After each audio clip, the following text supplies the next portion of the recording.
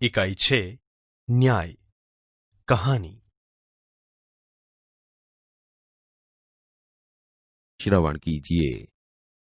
पुराने जमाने में इराक की राजधानी बगदाद में एक व्यापारी रहता था। नाम था उसका अली ख्वाजा।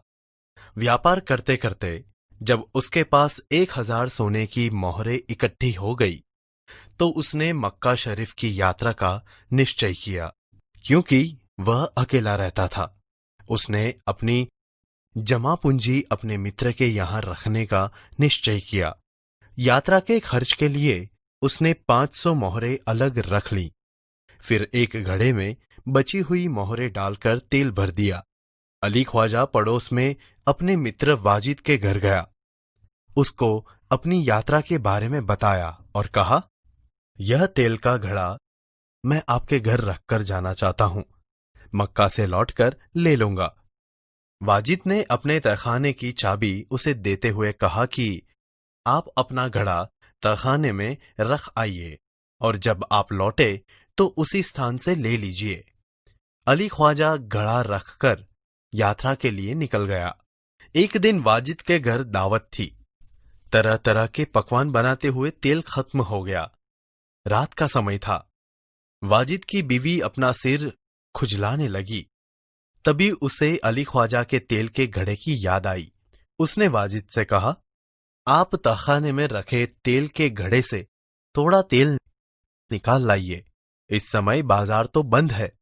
कल सुबह बाजार से नया तेल लाकर घड़े में भर देंगे। ख्वाजा आज रात ही आकर तो तेल नहीं मांगेंगे। बीवी की बात सुनकर वाजिद तहखाने में गया। जब घड़े की सील खोलकर तेल निकालने लगा तब घड़े में से सिक्कों की आवाज आई। उसे लगा कि घड़े में तेल के नीचे कुछ है, इसीलिए उसने दूसरे बर्तन में सारा तेल निकाल दिया। उसने देखा कि घड़े में तो 500 सोने की मोहरें थीं। उसने उन मोहरों को अपनी तिजोरी में छिपाकर रख दिया और तेल लाकर बीवी को दे दिया। अगले दिन उसने बाजार से नया तेल लेकर घड़े में भर दिया। उसे वैसे ही सील बंद कर दिया जैसे ही ख्वाजा अली ने किया था। कुछ दिनों के बाद ख्वाजा मक्का की यात्रा से वापस आया। घर में अपना सामान रखकर वह सीधा वाजिद के घर गया और अपनी यात्रा की सारी बातें बताई। फिर तेल का घड़ा लेकर वह घर आ गया। जब उसने घड़े का तेल निकालकर देखा तो उसके पैरों तले जमीन ही खिसक गई। वह सिर पकड़कर बैठ गया, क्योंकि घड़े में एक भी सोने की मोहर नहीं थी। वह सोचने लगा, अब क्या किया जाए। वह उल्टे पांव वाजिद के घर गया और अपनी मोहरें मांगने लगा। वाजिद ने कहा कि सीलबंद तेल का घड़ा आपको उसी स्थान से मिला जहां आप रख कर गए थे। मैंने तो उसे हाथ भी नहीं लगाया। मैं कैसे मान लूं कि उसमें सोने की मोहरें थीं? दोनों मित्रों में कहासुनी होने लगी। दोनों का झगड़ा सुनकर आसपास के लोग इकट्ठे हो गए। उन्होंने जब झगड़े को बढ़ते हुए देखा तो ख्वाजा से कहा कि आप काजी की अदालत में जाइए, वह ही आपके झगड़े को मिटा सकता है। ख्वाजा ने काजी की अदालत में अपनी बात रखी, परंतु पक्के सबूतों के अभाव में उसे वहां से निराश लौटना पड़ा। तब उसने बगदाद के खलीफा के यहां अपील की और न्याय मांगा। खलीफा ने उसकी अपील स्वीकार कर ली। खलीफा ने सारे मामले पर विचार करने के लिए कुछ समय चाहा। 1 सप्ताह बाद का समय सुनवाई के लिए दिया गया। ख्वाजा और वाजिद का किस्सा अब प्रख्यात हो गया था। खलीफा एक दिन अपना भेष बदलकर शहर में घूम रहे थे। तभी उन्होंने कुछ लड़कों को न्यायालय का खेल खेलते हुए देखा। वह छिपकर उनका खेल देखने लगे। उन्हें लगा कि जो लड़का न्यायाधीश बना है बड़ा समझदार है। वह जिस तरह न्याय कर रहा है बिल्कुल ठीक है। इसलिए उन्होंने उस लड़के को अपने पास बुलाया और उसका नाम पूछा। लड़के ने कहा, मेरा नाम हसन है। खलीफा ने कहा, मैंने तुम्हारा खेल देखा, तुम बहुत समझदार हो, कल हमारे दरबार में आना।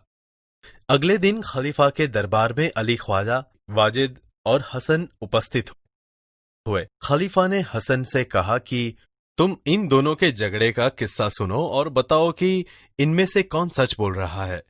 हसन ने दोनों की बात ध्यान से सुनी। फिर उसने दो तेलियों को बुलवाया। थोड़ी देर में दो तेली आ गए। हसन ने उनसे कहा, आप इस घड़े के तेल की जांच कीजिए और बताइए इस घड़े में तेल कितना पुराना है। दोनों तेलियों ने बारी बारी से तेल को देखा, सूंघा और चखा। फिर अपना निर्णय दिया। घड़े का तेल 2 महीने पुराना लगता है, इससे ज्यादा नहीं। वे बोले। तेलियों की बात सुनकर वाजिद तो घबरा गया। अली ख्वाजा खुश होकर बोल पड़ा, हुजूर, मैं तो 6 महीने पहले मक्का की यात्रा करने गया था, तभी मैंने तेल खरीदा था। तेलियों और अली ख्वाजा की बात सुनकर वास्तविकता का ज्ञान हो गया। खलीफा को न्याय के लिए सबूत मिल गया था। खलीफा ने हसन को धन्यवाद दिया और वाजिद से कहा कि आपने अली ख्वाजा के घड़े से तेल और मोहरे निकाली है, आप उन्हें वापस कीजिए और चोरी और विश्वासघात के अपराध की सजा भुगतिए। खलीफा ने हसन को बहुत सारा पुरस्कार दिया। खलीफा के दरबार में उपस्थित सभी लोगों ने हसन की सूझबूझ और न्याय की बुरी बुरी प्रशंसा की।